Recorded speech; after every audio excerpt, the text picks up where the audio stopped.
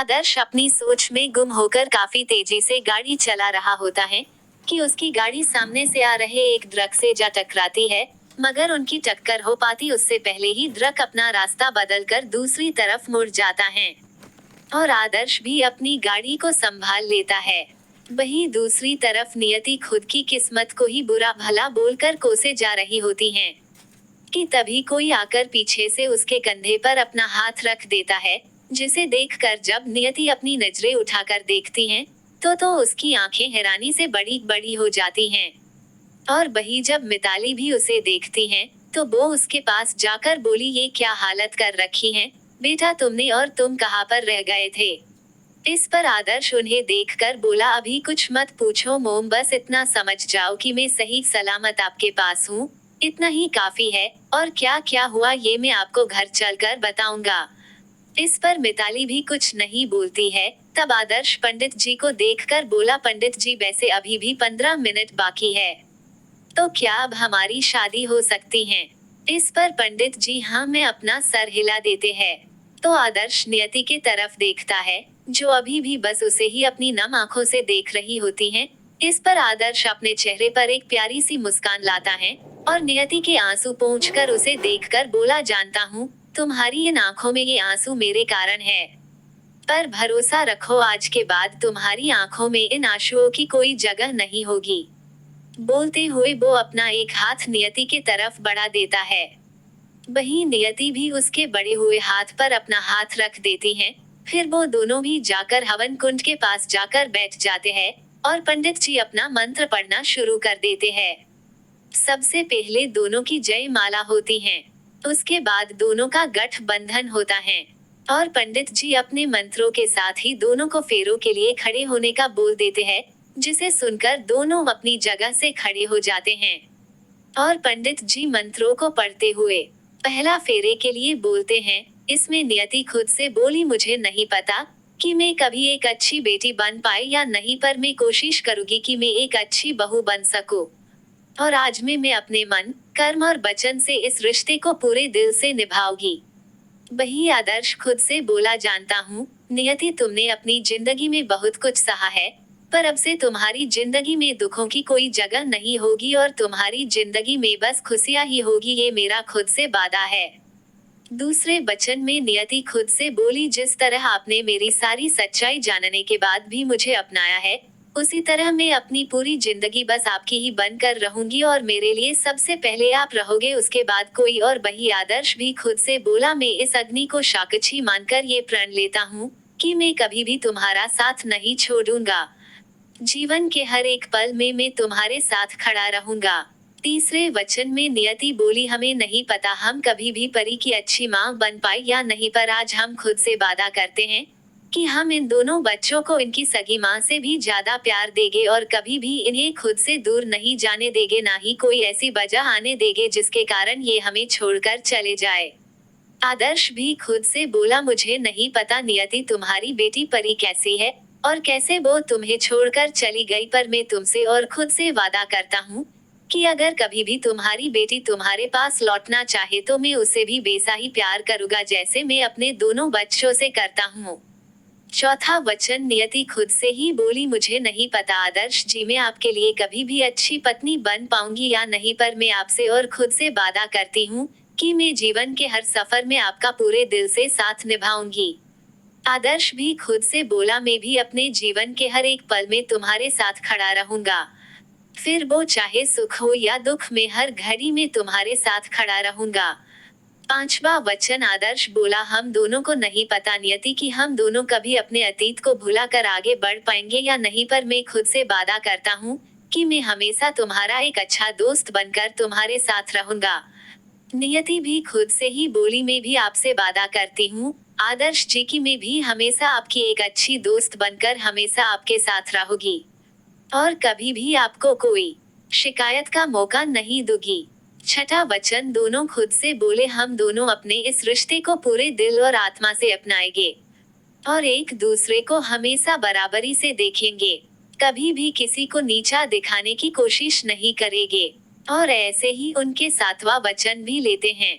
और सातों वचन के बाद पंडित जी आदर्श को देखकर सिंदूर और मंगल सूत्र पहनाने को बोलते हैं। तो मिताली थाल आगे कर देती हैं, जिसमें सिंदूर और मंगल सूत्र रखे होते हैं। आदर्श पहले सिंदूर की डिब्बी उठाकर सिंदूर को नियति की मांग में भर देता है और सिंदूर लगने के एहसास से नियति अपनी आंखें बंद कर लेती हैं। फिर वो उसे मंगलसूत्र पहना देता है, जिसके एहसास से नियति की आंखों से कुछ बूंदें आंसू की आदर्श के हाथों पर गिरकर आ जाती है, जिससे आदर्श उसे ही देखने लगता है। तो पंडित जी बोले, विवाह संपन्न हुआ।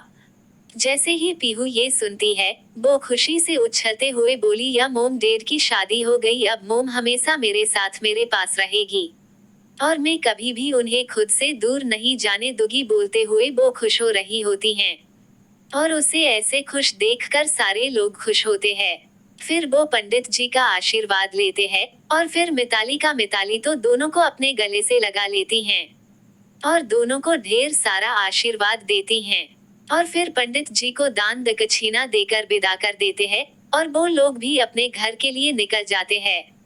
एपिसोड 42। अब तक आपने पढ़ा कि नियति और आदर्श की शादी हो जाती है और वो पंडित जी को दान दक्षिणा देकर विदा कर देते हैं और खुद भी अपने घर के लिए निकल जाते हैं। मिताली अपने साथ दोनों बच्चों को लेकर घर के लिए निकल जाती है और आदर्श और नियति दोनों ही आदर्श की गाड़ी से घर के लिए निकलते हैं। आदर्श गाड़ी ड्राइव कर रहा होता है और नियति खिड़की से बाहर देख रही होती है। आदर्श बीच में एक दो बार उसे देख लिया करता है, मगर नियति एक बार भी अपनी नजरें उठाकर आदर्श को नहीं देखती है, न ही उससे कुछ भी बोलने की कोशिश करती है और नियति की इस खामोशी को आदर्श भी काफी अच्छे से समझ पा रहा था। अब मुझे यहाँ पर इस सिचुएशन में कोई गाना याद नहीं आ रहा, वरना उसे जरूर डाल देती, tears of Joy tongue out. और इसी खामोशी के साथ ही दोनों करीब 25 से 30 मिनट में घर पहुंच जाते हैं। आदर्श पहले गाड़ी से बाहर निकलकर नियति के साइड का डोर खोल देता है, जिसे ऐसे अपने तरफ का डोर खोलते हुए देखकर नियति उसे ही देखने लगती हैं। फिर वो भी बिना कुछ बोले अपना सर झुकाए गाड़ी से बाहर निकल जाती हैं। फिर वो दोनों घर के अंदर जाने लगते हैं और वो दोनों जैसे ही दरवाजे पर पहुंचते हैं, मिताली उन्हें अंदर आने से वहीं पर रोक देती हैं और बोली, अरे रुको, तुम दोनों ऐसे अंदर नहीं आ सकते हो। मिताली इन दोनों से पहले ही घर पहुंच चुकी थी और आते ही उसने नौकरों से बोलकर गृह प्रवेश की सारी तैयारी करवा ली थी। मिताली के ऐसे रोकने पर आदर्श उन्हें देखकर बोला, क्या हुआ मोम, आपने हमें ऐसे क्यों रोका? इस पर मिताली एक मेड के हाथ से कलश को दरवाजे के अंदर रखते हुए बोली, भूल गया क्या, तुम दोनों की अभी अभी शादी हुई है और नियति पहली बार इस घर की बहू बनकर आ रही हैं, तो उसका गृह प्रवेश भी करवाना है। अपनी मोम की बात सुनकर आदर्श बोला, यस मोम, मैं तो भूल ही गया था। फिर वो नियति को देखकर बोली, नियति बेटा, पहले तुम अपने दाएं पैर से इस कलश को गिरा कर अंदर आना, फिर इस आटे की थाल पर पैर रख कर अंदर आना। नियति हाँ में अपना सिर हिलाकर पहले कलश को हल्के से धक्का देकर गिरा देती हैं। फिर कुछ कदम चलने पर आटे की थाल में अपने दोनों पैर रख देती हैं। मगर नियति ने जो लेहंगा पहन रखा था वो बहुत ही भारी होता है, जिसके कारण वो जैसे ही अपने कदम थाल से बाहर रखती हैं, उसका बैलेंस बिगड़ जाता है और वो गिरने को होती हैं। मगर इससे पहले कि वो गिर पाती, आदर्श उसे उसके कंधे से पकड़कर संभाल लेता है और नियति गिरने से बच जाती है। आदर्श उसे देखकर बोला, संभाल के। नियति आदर्श की बात सुनकर नियति कुछ नहीं बोलती, बस हाँ में अपना सर हिला देती हैं। तभी पीहू उन दोनों को ऐसे देखकर बोली, दादी जल्दी से अपना मोबाइल दीजिए। बोलते हुए वो उनके हाथों से उनका मोबाइल ले लेती हैं और जल्दी से 4 से 5 पिक्स क्लिक कर लेती हैं और हंसते हुए बोली, डैडी अब आप मोम को छोड़ सकते हो, अब मोम गिरेगी नहीं। पीहू की बात सुनकर दोनों एक दूसरे से थोड़ा अलग हो जाते हैं, तो मिताली दोनों को देखकर बोली, आदर्श बेटा अब तुम भी जाकर फ्रेश हो जाओ, मैं नियति को अपने साथ ले जाती हूँ, वो भी काफी ज्यादा थक गई होगी। अपनी मोम की बात सुनकर आदर्श हाँ में अपना सिर हिलाकर वहां से अपने रूम में चला जाता है। वहीं मिताली भी नियति को अपने साथ लेकर अपने रूम में चली जाती हैं और एक मेड से बोल आदर्श के लिए खाना उसके रूम में ही भेज देती हैं और नियति और पीहू के लिए अपने रूम में बुला लेती हैं। रूम में आकर पीहू नियति को देखकर बोली, मोम आपको पता है आप कितनी ज्यादा ब्यूटीफुल लग रही हो। पीहू की बात सुनकर नियति ना में अपना सिर हिला देती हैं। तो पीहू बोली, मोम क्या आपको सच में नहीं पता कि आप सच में बहुत ही सुंदर लग रही हो। इस पर नियति पीहू को अपनी गोद में बिठाते हुए बोली, नहीं हमें तो नहीं पता कि हम कितने सुंदर लग रहे हैं, पर हमारे लिए तो इस दुनिया की सबसे सुंदर और सबसे प्यारी हमारी पीहू ही है। नियति की बात सुनकर पीहू उसके गालों पर किस करके बोली, क्या सच में मोम। इस पर नियति भी उसके गालों पर किस करके बोली, क्या आपको अपनी मोम की बात पर कोई शक है। इस पर पीहू ना में अपना सर हिला देती हैं। उन दोनों माँ बेटी को ऐसे देखकर मिताली बोली, बस बस अब बहुत हुआ, चलो दोनों जल्दी से खाना खा लो, फिर आपकी मोम को आपके डेड के रूम में भी तो जाना है ना। अपनी दादी की बात सुनकर पीहू बोली, पर दादी मोम तो मेरे लिए आई है ना, तो फिर वो मेरे साथ मेरे रूम में रहेगी ना, तो आप मेरी मोम को डेड के पास क्यों भेज रही हो। पीहू की बात सुनकर मिताली बोली, पीहू बेटा ये आपकी ही मोम है और ये अब से हमेशा ही आपके पास रहेगी, पर अब आपकी मोम की शादी आपके डेड के साथ हुई है ना, तो आपकी मोम अब से आपके डेड के रूम में ही रहेगी। वो दिन भर तो आपके साथ ही रहेगी, पर अब से रात में वो आपके डेड के रूम में ही सोएगी। अपनी दादी की बात सुनकर पीहू बोली, पर मुझे भी मोम के साथ ही सोना है। पीहू की बात सुनकर मिताली उसे प्यार से समझाती है, तो पीहू भी अच्छे बच्चों की तरह ही मान जाती है। फिर वो तीनों भी खाना खाने लगते हैं। वही आदर्श जब अपने रूम में आता है तो वहाँ की डेकोरेशन को देखकर बोला, ये मोम भी ना, उन्हें तो सब कुछ पता है, फिर भी मोम ने ये सब किया। और जब नियति ये सब देखेगी तो पता नहीं मेरे बारे में क्या ही सोचेगी। बोलते हुए वो अपने कपड़े लेकर वॉशरूम में चला जाता है। वही खाना हो जाने के बाद मिताली नियति को देखकर बोली, नियति बेटा जानती हूँ कि ये शादी बहुत ही जल्दी में हुई है और तुम्हें ठीक से आदर्श को जानने का मौका भी नहीं मिला है, पर मैं बस तुमसे इतना ही कहूंगी कि खुद को और अपने इस रिश्ते को एक मौका देकर देखो, क्या पता जो खुशियाँ तुम्हें अभी तक ना मिली हो वो तुम्हें अब मिल जाए। तुम समझ रही हो ना मैं तुम्हें क्या बोलने की कोशिश कर रही हूँ। मिताली की बात सुनकर नियति हाँ में अपना सिर हिला देती है। तो मिताली उसे देखकर बोली, चलो मैं तुम्हें आदर्श के रूम तक छोड़ देती हूँ। बोलते हुए वो उसका हाथ अपने हाथ में लिए अपने साथ लेकर आदर्श के रूम में आ जाती हैं और उसे रूम के बाहर लाकर छोड़ देती है और उसे अंदर जाने का इशारा करते हुए बोली, अब से ये रूम आदर्श के साथ साथ तुम्हारा भी है और तुम यहीं पर रहोगी। नियति भी हाँ में अपना सर हिलाकर अंदर चली जाती है और नियति के अंदर जाने पर मिताली उस रूम को बाहर से लॉक कर चली जाती हैं।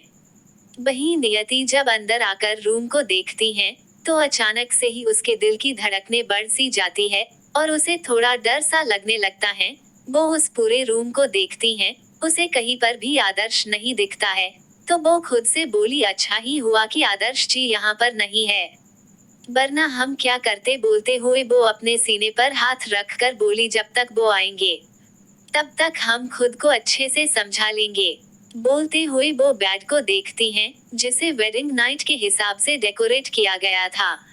वो उसे देख बोली, पता नहीं हमें कि हमारी आगे की जिंदगी कैसी होगी, पर हमने खुद से वादा किया है कि हम इस रिश्ते को पूरे दिल से निभाएंगे। बोलते हुए वो बेड पर जाकर बैठ जाती हैं।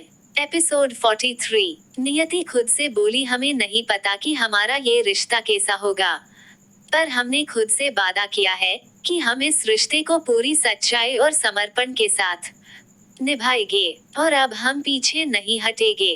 बोलते हुए वो कुछ सोचकर बेड पर जाकर बैठ जाती है और अपने चेहरे पर घूंघट ले लेती हैं और आदर्श के आने का इंतजार करने लगती है। वही आदर्श भी साबर लेने के बाद एक बाथरोब पहनकर बाथरूम से बाहर निकलता है और बाथरूम के डोर खुलने की आवाज से नियति का ध्यान भी दरवाजे से आ रहे आदर्श पर चला जाता है, जिसे देखकर उसके दिल की धड़कन फिर से एक बार बढ़ जाती है और उसकी पकड़ अपने लहंगे पर कस जाती है। वही जब आदर्श की नजर भी बेड पर बैठी नियति पर जाती है, तो वो भी एक पल के लिए तो हैरान ही हो जाता है, मगर उसे तभी याद आता है कि कुछ समय पहले ही तो उसकी शादी नियति के साथ हुई है, जिसे सोचकर उसके चेहरे की हैरानी गायब हो जाती है और उसकी जगह मुस्कान ले लेती हैं। फिर वो जल्दी से कबर्ड से अपने कपड़े लेकर चेंजिंग रूम में चला जाता है। वहीं नियति अपनी बढ़ चुकी धड़कनों को काबू करने की कोशिश करने लगती हैं और खुद से ही बोली, नहीं नियति, तू इस तरह से घबरा नहीं सकती है। आदर्श जी से शादी करने के लिए तूने ही तो हाँ कही थी ना, तो फिर तू कैसे पीछे हटने के बारे में सोच सकती हैं? तुझे पीछे नहीं हटना चाहिए। आदर्श जी ने तुझ जैसी एक अनजान लड़की पर भरोसा कर तुझसे शादी की है, तुझे पीहू जैसी इतनी प्यारी बेटी दी है, तुझे अपनी जिंदगी में शामिल किया है, तो तेरा भी फर्ज बनता है कि तू आदर्श जी का और इस घर का अच्छे से ख्याल रखे और उन्हें पूरे दिल से अपनाए। अब इतना सोचकर ही वो अपनी बढ़ चुकी धड़कनों को काबू कर लेती हैं और अच्छे से बैठ जाती हैं। तभी आदर्श भी चेंजिंग रूम से चेंज करके बाहर आ जाता है और वो अपने चेहरे पर एक प्यारी सी मुस्कान लिए नियति की तरफ बढ़ जाता है। वही आदर्श को अपने करीब आते देखकर नियति की पकड़ अपने लहंगे पर कस जाती है। वही नियति को खुद से इस तरह घबराते हुए देखकर आदर्श बेड के पास जाकर एक तरफ बैठ जाता है और नियति को देखकर बोला, वैसे तुम चाहो तो अपना घूंघट हटा सकती हो। आदर्श की बात सुनकर नियति कोई जवाब नहीं देती है, जिसे देखकर आदर्श उसे देखकर बोला, नियति, तुम्हें मुझसे इस तरह घबराने की या फिर डरने की कोई जरूरत नहीं है। तुम कंफर्ट हो सकती हो और मुझसे चाहो तो नॉर्मली बात भी कर सकती हो। आदर्श की बात सुनकर नियति को थोड़ी राहत मिलती है और वो अपना घूंघट अपने चेहरे से हटा लेती हैं और आदर्श की तरफ देखने लगती है। तो आदर्श उसे देखते हुए बोला, जानता हूँ अब हम दोनों की शादी हो गई है और आज से हम दोनों ही पति पत्नी बन चुके हैं और हम दोनों का ही एक दूसरे पर आज से पूरा अधिकार है। पर अधिकार है, इसका ये मतलब नहीं कि मैं तुम्हारे साथ तुम्हारी मर्जी के खिलाफ जाकर कुछ भी करूँ। और पहली बात, मैंने तुमसे शादी की है तो मैं अपनी तरफ से पूरी कोशिश करूँगा कि मैं इस रिश्ते को और तुम्हें दोनों को ही अपने पूरे दिल से निभा सकूं। मगर मैं हमारे इस रिश्ते में आगे बढ़ने से पहले इसे एक नाम देना चाहता हूँ, दोस्ती का। तो क्या तुम मुझसे दोस्ती कर मेरी दोस्त बनना चाहोगी? आदर्श की बात सुनकर नियति उसे देखने लगती हैं और उसके अपने तरफ दोस्ती के लिए बड़े हाथों को देखती हैं और कुछ सोचकर वो आदर्श का हाथ थाम लेती हैं। जिसे देखकर आदर्श बोला, तो फिर चलो आज से हम दोनों अच्छे वाले दोस्त बन जाते हैं और हम हमारे रिश्ते को दोस्ती का नाम देते हैं। वैसे है तो अब हम दोनों ही पति पत्नी, मगर अभी दोनों को ही एक दूसरे से प्यार नहीं है और जब तक हम दोनों को एक दूसरे से प्यार नहीं हो जाता तब तक हम दोनों ही अच्छे दोस्त बनकर तो रह ही सकते हैं ना। आदर्श की बात सुनकर नियति उसे देखकर हाँ में अपना सिर हिला देती है और वो उसे ही देखने लगती हैं। इस पर आदर्श उसे देखकर बोला, सॉरी नियति। आदर्श के सारी बोलने पर वो उसे थोड़ी हैरानी से देखने लगती हैं। तो आदर्श बोला, सारी इसलिए क्योंकि मैं समय पर नहीं आ सका और मेरे ना आने पर तुम्हें ऐसा लगा कि मैंने तुम्हें धोखा दिया है और मैं इस शादी को करना ही नहीं चाहता हूँ। आदर्श की बात सुनकर नियति की आंखें हल्की सी नम हो जाती हैं और वो आदर्श को देखकर बोली, हमें सच में लगा था कि आप अब नहीं आने वाले हो और आप हमारे जैसी लड़की से शादी नहीं करना चाहते हो।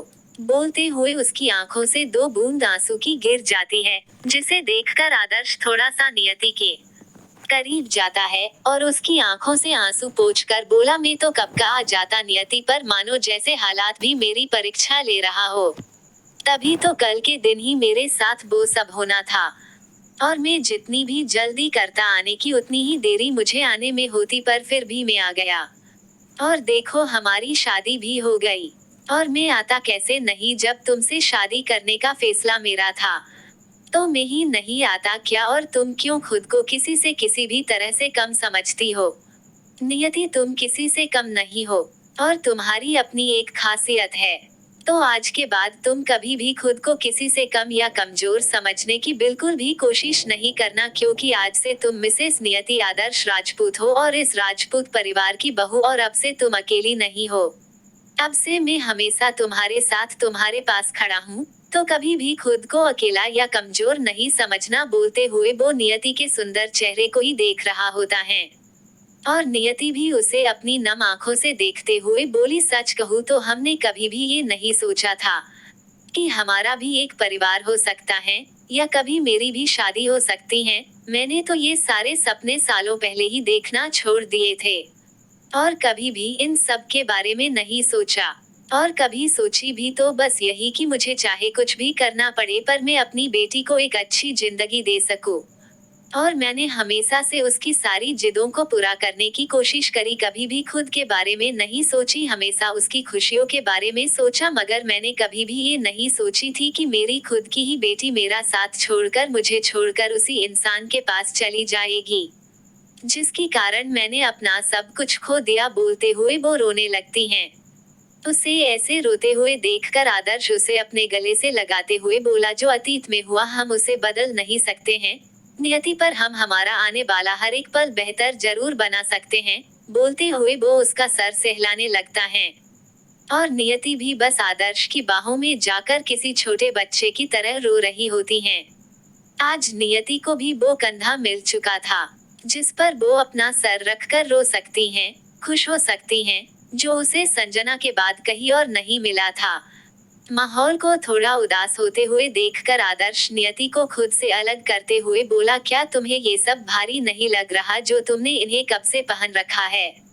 अब तुम चाहो तो इन्हें चेंज कर सकती हो, या तुम अगर बोलो तो मैं तुम्हारी हेल्प कर सकता हूँ इन्हें चेंज करने में। बोलते हुए वो शरारती अंदाज में नियति को देखने लगता है और आदर्श के ऐसे बोलने से नियति के चेहरे पर भी हंसी आ जाती है और वो बोली, भारी तो हमें भी ये बहुत लग रहा है, पर जब हम इस रूम में आए और यहाँ पर ये सब देखा तो हमें लगा कि आज हमारी। बोलते हुए वो रुक जाती है और आगे बोली, इसीलिए हम यहाँ पर बैठ गए और हमने इन्हें चेंज नहीं किया।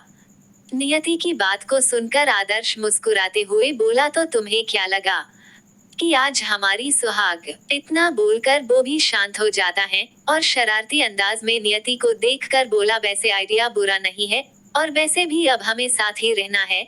तो बोलते हुए वो नियति को देखने लगता है जो अपनी नजरें नीचे किए हुए बैठी थी और उसके चेहरे पर हल्की सी शर्म भी होती है। वो उसे ऐसे देखकर बोला, अब जाओ भी और चेंज कर लो वरना पता नहीं मेरा मन बदल गया। तो बोलकर वो नियति को देखने लगता है। इस पर नियति बोली, हमारे कपड़े तो यहाँ पर नहीं है। इस पर आदर्श बोला, कबर्ड में जाकर देखो, मोम ने तुम्हारे लिए जो भी सामान चाहिए थे उन सभी को पहले ही यहाँ पर शिफ्ट कर दिया है और तुम्हारे कपड़े भी। आदर्श की बात सुनकर नियति बेड से उठती हैं और कबर्ड के पास जाकर उसे खोलकर देखती हैं तो सच में वहाँ पर नियति के लिए बहुत सारे कपड़े रखे होते हैं। नियति उनमें से एक सिंपल सा सूट निकालती हैं और उसे लेकर चेंजिंग रूम में चली जाती हैं और वो जब चेंज करके आती हैं तो अपने सामने के नजारे को देखकर हैरानी हो जाती है। एपिसोड 44। जब नियति चेंजिंग रूम से चेंज करके आती हैं तो वो देखती है कि आदर्श फर्स्ट एड किट लेकर सोफे पर बैठा होता है और एक हाथ से अपनी शोल्डर पर ऑइंटमेंट लगा रहा होता है, जिसे देखकर नियति उसके पास आती है और उसकी चोट को देखकर बोली, ये कैसे हुआ और कब लगा? बोलते हुए वो थोड़ी परेशान लगने लगती हैं। वही नियति को अपने लिए परेशान होते हुए देखकर आदर्श बोला, कुछ भी नहीं, ये बस एक मामूली सी चोट है जो ऐसे ही लग गई थी। आदर्श की बात सुनकर नियति उसके हाथ से वो ऑइंटमेंट ले लेती हैं और उसके पास सोफे पर ही बैठते हुए बोली, दीजिए हम लगा देते हैं।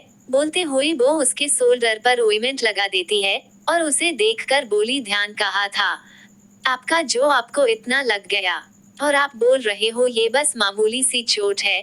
नियति की बात सुनकर और उसे खुद को इस तरह से डांटते हुए देखकर उसे बहुत ही अच्छा लगता है और उसे पीहू की माँ की याद आ जाती है, जिसे आदर्श को चोट लगने से या उसके बीमार होने से भी कोई फर्क ही नहीं पड़ता था।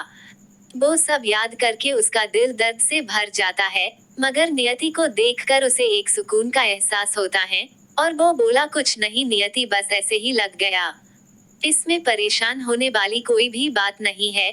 फिर वो बेड के पास जाकर वहां से एक पिलो और एक ब्लैंकेट लेकर सोफे पर चला जाता है और उसे देखकर बोला, सो जाओ नियति, रात काफी हो गई है। बोलते हुए वो भी सोफे पर लेटने लगता है तो नियति उसे रोकते हुए बोली, ये आप क्या कर रहे हो? आदर्श जी, आप बेड पर सो जाइए, हम सोफे पर सो जाएंगे और वैसे भी हमें बेड पर सोने की आदत नहीं है। इस पर आदर्श मुस्कुराकर बोला, आदत नहीं है तो डाल लो और चलो अब सो जाओ। बोलते हुए वो भी लेट जाता है।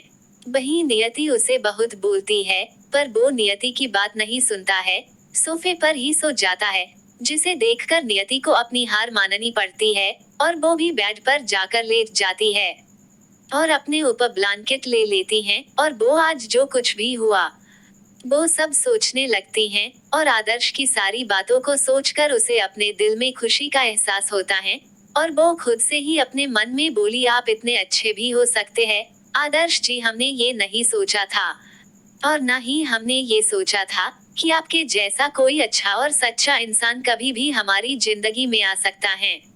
और आज आपने हमें इतनी अच्छी तरह से समझा है, जितनी अच्छी तरह से तो कभी मुझे जन्म देने वाली माँ ने नहीं समझा। सोचते हुए उसकी आंखों में अपनी माँ के कहे गए सारे शब्द गूंजने लगते हैं, जिसे याद करके उसका दिल करवाहट से भर जाता है, और वो सोफे पर सो रहे आदर्श को देखने लगती हैं, जिसे देखकर उसे उसके दिल में सुकून का एहसास होता है। और वो खुद से बोली, हम पूरी कोशिश करेंगे आदर्श जी इस रिश्ते को निभाने की, और हम हमारे तरफ से ये भी कोशिश करेंगे कि हम हमारे इस रिश्ते को दोस्ती से आगे भी लेकर जाए। मगर जब आप हमारी इस बॉडी को देखोगे, क्या तब भी आप हमें अपनाओगे या हमें इतना सोचकर ही वो शांत हो जाती हैं, और बस आदर्श को देखने लगती हैं। वही जब आदर्श की नजर भी नियति की नजरों से जाकर मिली, तो वो उसे दकर बोला, गुड नाइट नियति। आदर्श की बात सुनकर नियति भी उसे देखकर बोली, गुड नाइट आदर्श जी। इतना बोलकर वो अपनी आंखें बंद कर लेती हैं और सो जाती है। उसके सोने के बाद आदर्श नियति के चेहरे को दकर बोला, कितनी मासूम हो तुम नियति, और तुम्हारी मासूमियत तुम्हारे चेहरे से साफ झलकती है। और मैं आज खुद से एक वादा और करता हूँ, मैं तुम्हारे गुनहगार को उसके किए की सजा जरूर दिलाकर रहूंगा, और तुम्हारे चेहरे से मुस्कान कभी भी गायब नहीं होने दूंगा। बोलते हुए वो सो जाता है। अगली सुबह आदत के अनुसार नियति की आंखें जल्दी ही खुल जाती हैं, और वो अपनी जगह पर उठकर बैठ जाती है, और घड़ी में समय देखती हैं, तो अभी सुबह के 5:30 हो रहे होते हैं, जिसे देखकर जल्दी से बेड से नीचे उतरती है, और कबर्ड से अपने लिए कपड़े निकालकर जल्दी से बाथरूम में चली जाती हैं, और थोड़ी ही देर में नहाकर बाहर निकलती हैं, और ड्रेसिंग टेबल के पास जाकर खुद को आईने में देखती हैं, और जल्दी से टॉवेल से अपने बालों को सुखाकर तैयार होने लगती हैं। और तैयार होने के बाद वो खुद को देखती हैं, तो उसे कुछ कमी लगती है, जिसे सोचकर वो बोली, मैं तो हमेशा ऐसे ही तैयार होती हूँ, पर आज कुछ कमी क्यों लग रही है। बोलते हुए उसकी नजर अपने गले में पहने मंगलसूत्र पर जाती है, जिसे देखकर वो खुद से बोली, कमी तो लगेगी ही ना नियति, अब तेरी शादी हो गई है। बोलते हुए वो सिंदूर की डिब्बी उठा कर उसे अपनी मांग में भर लेती हैं, और फिर खुद को मिरर में देखती हैं, तो वो खुद को देखकर बोली, मैं आज से पहले कभी इतनी अच्छी नहीं लगी खुद को जितनी आज लग रही हूँ। बोलते हुए वो मुस्कुरा देती हैं, और अपनी नजरें सोफे पर डालती है, तो हैरान हो जाती हैं, क्योंकि वहाँ पर आदर्श नहीं होता है। वो आदर्श को वहाँ पर ना देखकर हैरान हो जाती है, और बोली, ये आदर्श जी कहाँ गए। बोलते हुए वो पूरे कमरे को देखती हैं, पर उसे कहीं भी आदर्श दिखाई नहीं देता है, जिसे देखकर वो बोली, पता नहीं ये कहाँ पर चले गए हैं। ये सोचते हुए ही वो नीचे चली जाती हैं। अभी ज्यादा समय नहीं हुआ होता है, तो घर के मैड्स भी अभी सो ही रहे होते हैं। ये देखकर नियति बाहर गार्डन में जाकर वहां से पूजा के लिए फूल तोड़ती है, और उन्हें लेकर मंदिर घर में चली जाती है, और पूजा की सारी तैयारी कर आरती करने लगती हैं। वही जब सबके कानों में नियति की मीठी और प्यारी सी आवाज पड़ती है, तो मिताली पीहू दोनों भी उठ जाती हैं, और उस आवाज को सुनकर हैरान हो जाती है। वही जब घर में ही बने जिम में वर्कआउट कर रहे आदर्श के कानों में भी नियति की आवाज पड़ती है, तो वो भी उस आवाज को सुनकर वहां से निकलकर नीचे मंदिर के तरफ आने लगता है। और यहाँ तक कि घर के सारे मैड्स भी आकर मंदिर के बाहर खड़े हो जाते हैं। और जब सबकी नजर नियति पर पड़ती है, तो सारे लोग नियति को आरती करते हुए देखकर खुश हो जाते हैं, और वही मिताली के फेस में नियति को देखकर एक प्यारी सी मुस्कान आ जाती है। वही जब नियति की आरती खत्म होती है, तो वो भगवान को आरती देकर पीछे मुड़ती है, तो अपने सामने सबको देखकर मुस्कुराने लगती हैं, और मिताली को आरती देकर उनके पैर छू लेती हैं। जिसे ऐसे अपने पैरों को छूटे हुए देखकर मिताली उसे उठाते हुए बोली, बहुत ही प्यारी आवाज है बेटा तुम्हारी, बोलकर वो उसके सर पर हाथ फेर देती हैं। वही पीहू अपनी मोम को देखकर बोली, यस मोम, आप तो सच में कितना अच्छा गाती हो और आपकी वॉइस तो बहुत ही प्यारी है। बोलते हुए वो मुस्कुरा देती हैं। नियति भी प्यार से उसके सर पर हाथ फेरकर उसे आरती देती हैं। फिर सारे मेड को आरती देकर वो जाने लगती हैं। तब आदर्श उसे देखकर बोला, तुमने सबको तो आरती दी नियति, पर क्या मुझे भूल गई? आदर्श की बात सुनकर नियति उसे पलटकर देखती हैं और बोली, वो आ पर हमें दिखे ही नहीं। बोलते हुए वो उसके सामने आरती कर देती हैं। तो आदर्श भी आरती ले लेता है। फिर नियति आरती की थाल को मंदिर में रख देती हैं। एपिसोड 45। आरती के बाद नियति दोनों बच्चों को अपने साथ ऊपर पीहू के रूम में ले जाती हैं और पीहू को तैयार कर देती हैं, क्योंकि आज से पीहू को भी उसके स्कूल जाना था। फिर पीहू को अच्छे से तैयार करने के बाद नियति अंश को भी तैयार करती है और दोनों बच्चों को अपने साथ लेकर नीचे हॉल में आ जाती है। वही आदर्श भी अपने रूम में आकर अपने ऑफिस के लिए रेडी हो रहा होता है और नियति की आवाज सुनकर और उसे इस तरह से तैयार देखकर उसके फेस में एक प्यारी सी मुस्कान आ जाती है और उसी मुस्कान को लिए वो तैयार होकर नीचे आ जाता है, जहाँ पर पहले से ही सारे लोग मौजूद होते हैं। फिर वो जल्दी से डाइनिंग टेबल के पास जाकर चेयर पर बैठ जाता है और फिर सभी मिलकर नाश्ता करने लगते हैं। नियति पीहू को नाश्ता करा रही होती हैं, तभी अंश रोने लगता है, जिसे देखकर नियति पीहू से बोली, पीहू बेटा आप अपना नाश्ता खुद से कर लोगी ना? इस पर परी भी हाँ में अपना सर हिला देती हैं, जिसे देखकर नियति प्यार से पीहू के सर पर हाथ फेरकर अंश के पास जाती है और उसे अपनी गोद में उठा लेती हैं। और जैसे ही अंश नियति की गोद में जाता है तो वो रोना बंद करके नियति को ही मुस्कुराते हुए देखने लगता है। ये देखकर नियति उसे बोली, तो नन्हे शैतान को पालने में नहीं रहना है, उसे अपनी मम्मा के पास ही रहना है। नियति की बात सुनकर अंश भी अपनी नन्ही सी आवाज निकालता है, जिसे देखकर नियति उसके सर पर किस करके बोली, ठीक है, फिर आप और मम्मा आज दिन में खूब सारी मस्ती करेंगे। इस और भी अंश कुछ आवाज निकालता है, जिसे देखकर पीहू बोली, अंशु मोम को ज्यादा परेशान मत करना, नहीं तो दीदी स्कूल से आकर आपको परेशान करेगी। पीहू की बात सुनकर सारे लोग मुस्कुरा देते हैं। तभी आदर्श पीहू को देखकर बोला, चलो पीहू बेटा सबको बाय करो, हमें देर हो रही है। इस पर पीहू अपनी दादी को बाय करती हैं और नियति के पास जाकर उसके पैरों से लिपट जाती हैं, जिसे देखकर नियति नीचे झुककर पीहू के गालों पर किस कर देती हैं। ये देखकर पीहू के फेस पर प्यारी सी मुस्कान आ जाती है और वो भी अपनी मोम के गालों पर किसकर उन्हें बाय बोलकर घर से बाहर निकल जाती हैं। तो आदर्श नियति को देखकर मुस्कुराता है और उसे बाय बोलकर निकल जाता है। वही नियति भी उसे देखकर मुस्कुरा देती हैं। फिर वो दोनों बाप बेटी बाहर से चले जाते हैं। तब नियति मिताली को देखकर बोली, आंटी आप अंश को थोड़ी देर देखिए, मैं इसके लिए दूध गर्म करके लाती हूँ। इस पर मिताली नियति से नाराज होते हुए बोली, ये क्या नियति, मैं तुम्हें अपनी बेटी बोलती हूँ और तुम हो कि मुझे आंटी बोलकर पराया कर रही हो। मिताली की बात सुनकर नियति उनसे माफी मांगते हुए बोली, सॉरी माँ, गलती हो गई, अब से ऐसा नहीं होगा। जैसे ही मिताली नियति के मुंह से खुद के लिए माँ शब्द सुनती है, उनके चेहरे पर प्यारी सी मुस्कान आ जाती है और वो नियति के माथे को चूमकर बोली, अब हमेशा मुझे माँ बोलकर ही बुलाना। इस पर नियति हाँ में अपना सिर हिला देती हैं। वहीं दूसरी तरफ रोहन भी अपने ऑफिस के लिए निकल रहा होता है। तब उसकी मोम उसे रोककर बोली, रोहन आज तुमसे मिलने मेरी फ्रेंड की बेटी आ रही है, तो तुम उससे अच्छे से मिलना। इस पर रोहन बोला, मोम मुझे अभी शादी नहीं करनी है। इस पर उसकी मोम बोली, पर तुम्हें कभी तो शादी करनी ही होगी ना बेटा, और अब परी को भी तो एक माँ की जरूरत है। आखिर कब तक तुम भी ऐसे ही उस लड़की को याद करते रहोगे?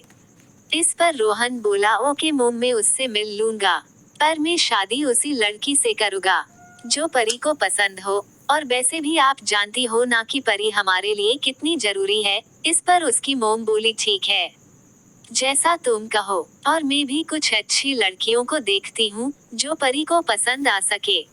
इस पर रोहन ओके बोलकर वहां से चला जाता है। और उसकी मोम भी अपनी सभी सहेलियों से बात कर उनकी बेटियों को रोहन से मिलने का बोलती हैं। वहीं लंच टाइम में रोहन अपने केबिन में बैठा किसी फाइल को पढ़ रहा होता है।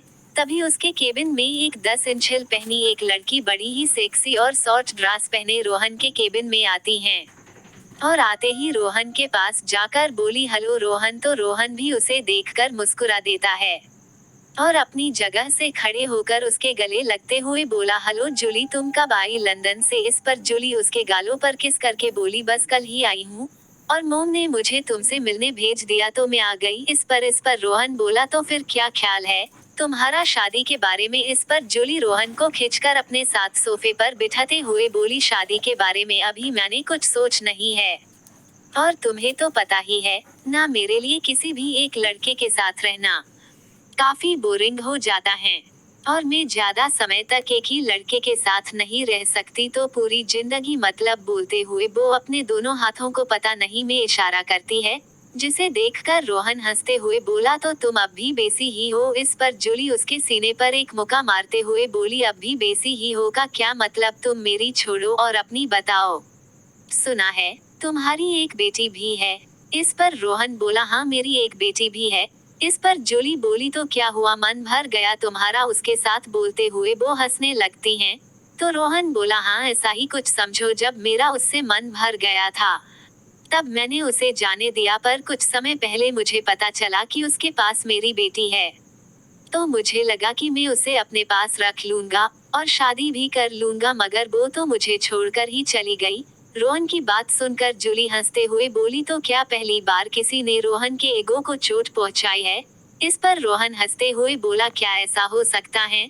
इस पर जूली हंसते हुए रोहन के करीब जाकर बोली, तो घर में क्या बोलना है? इस पर रोहन बोला, जो तुम्हें लगे। इस पर जूली बोली, वो तो है ही, पर जब हम मिल ही गए हैं इतने दिनों बाद, तो क्यों ना थोड़ी मस्ती हो जाए? इस पर रोहन उसे अपने करीब खींचते हुए बोला, तो बेड पर चले या यहीं पर? इस पर जूली बोली, बेड में ही चलते हैं। जूली की बात सुनकर रोहन उसे अपनी गोद में उठा लेता है और अपने केबिन में ही बने रूम के अंदर ले जाता है और उसे बेड पर लिटाकर उसके ऊपर आ जाता है और उसे किस करने लगता हैं और जूली भी उसे किस करने लगती हैं। साथ ही उसकी शर्ट के बटन भी खोलने लगती हैं और साथ ही अपनी वो छोटी सी पहनी हुई ड्रेस को भी निकाल कर वहीं फेंक देती हैं और फिर दोनों एक दूसरे को किस करने लगते हैं। किस करते हुए रोहन उसके सीने तक आकर बोला, वैसे नोट बैड जूली, तुम्हारे फिगर तो पहले से भी अच्छे हो गए हैं। इस पर जूली हंसते हुए बोली, क्या तुम्हें वो पसंद आए? इस पर रोहन मुस्कुरा देता है और दोनों ही एक दूसरे में खो जाते हैं। प्लीज दोस्तों वीडियो को लाइक शेयर कमेंट और चैनल को सब्सक्राइब और बेल आइकन